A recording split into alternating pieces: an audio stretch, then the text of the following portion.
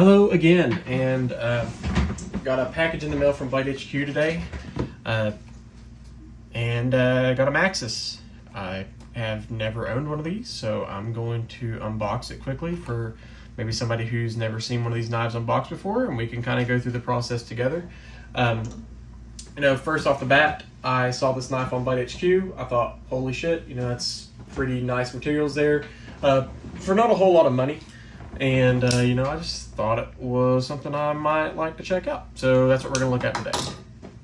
So the big box, too. I thought that was very nice. At first impression, it's a very nice offering. So presentation looks pretty solid right out of the gate. Comes in this big bag with a Maxace card. Cool. All right. Doesn't look like there's too much more in here besides that. Yeah, no, nothing in there. All right, so this is the Maxace. Let's take a good look at it.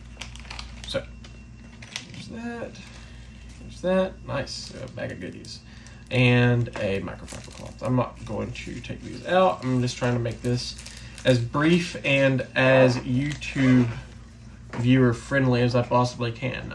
I'm not a full-time knife reviewer. I just think this is interesting, so I wanted to make a record of when I purchased a knife and give my thoughts on it. Yeah, so beautiful knife. I mean, it is very, very, very stunning. Nice blue anodized titanium pocket clip, very solid scales. It feels really great. And a really nice looking Dune carbon fiber inlay there. Flicking it out, yeah, that feels really nice. I'm actually pretty impressed with that. I have a lot of Kaisers, a lot of Wies. I've got some Reichs. I've got a lot of Chinese knives, and this one is right up there with them. It's, I guess, kind of what you come to expect. We'll say that's a kind of a weird approach angle on the thumb flick. But I'll definitely grow into it. It more lends itself to reverse flicking. I will say that's a lot easier to get my finger in there and flick it out. A lot of billboarding right here. I'm not super crazy about the Black Mirror stamping there. I don't mind this too much. I know a couple of these reviews I've actually watched on this knife. Actually, I did watch a review on this knife before I purchased it just to see kind of what other people were saying about it. I feel like the comments are all decently similar as, there's a lot of billboarding, but, that's fine. It's pretty solid. This S90V, I am sure it's done decently well. I can't really say too much apart from that. It's got a good handle position. I do like how my knuckles are almost at the bottom in line with the cutting edge, and I think it'll lend itself to a nice user experience. That's pretty much where I'll stop with that. Fit and finish wise, I'm very impressed with this, especially at the price point of this, $148. I actually just stopped filming a review of the Finch Knife Company Stray Dog, and this has got full titanium scales with a carbon fiber inlay.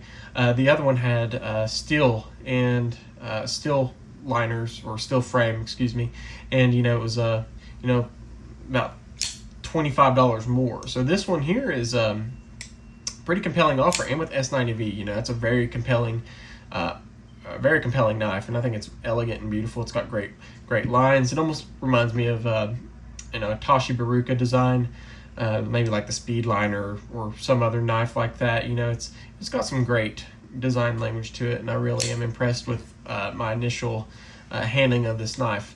Now I will give some size comparisons here. So pretty common one is a Benchmade bug out, and then the Paramilitary 2, and I'll actually go ahead and do a few more size comparisons with it. The knife that this actually reminds me of the most, just right off the bat, is going to be the Swish Bowie from Spyderco, and then we'll also take a look at the Knoll Knives Reiku. And I feel like it's right in that sweet spot. The blade is perfect user length. I think it's 3.25 inches, and I think it really does lend itself to a good user experience. It's got some good design language. That's all I can say. It's whoever made this knife was really thinking about, the person who's going to be using this is going to, is going to have enough room to put their fingers on there, but it's not going to be overly cumbersome, and it's just going to be a good slicey blade. And I really am impressed with the way that that looks.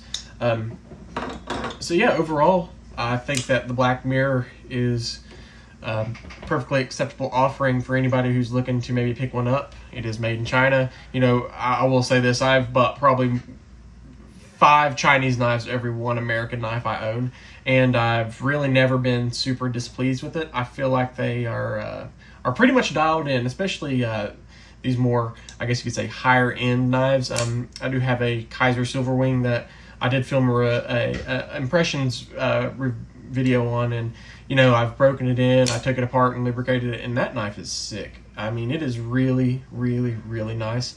And this one is kind of following suit. You know, I'm really impressed with this, and this is nowhere near the price of a Kaiser Silverwing or any other American-made knife, for that matter, that's made with these same materials. You know, this is a really, really, really nice and well put together knife, and you know, I'll definitely be checking Maxace out again. You know, I'm not really super familiar with them. Like I said, I stay more in the line of Kaiser, Riot, Reich, but Maxace is really showing here. You know, nice milling here on the thumb. I guess you could say the place where you would disengage the lock bar. I guess the thumb relief, and yeah, you know, it's a nice knife. You know, if you're looking to check this out, I do believe that it is still available on Blade HQ. I can't remember off the top of my head what the other configuration is, but I know it's also decently premium. I do believe it is a little bit more. This knife came in at $148. Picked it up at Blade HQ, and I'm really pleased with it. I am going to probably put this in the pocket before I put a lot of other knives in, because I just think it will use and carry just so well. And, you know, I'm not trying to seem like I'm gushing over it, but, you know, just first impressions, the value here is immense, and I really don't think anybody would be displeased with this knife if they decided to pick it up.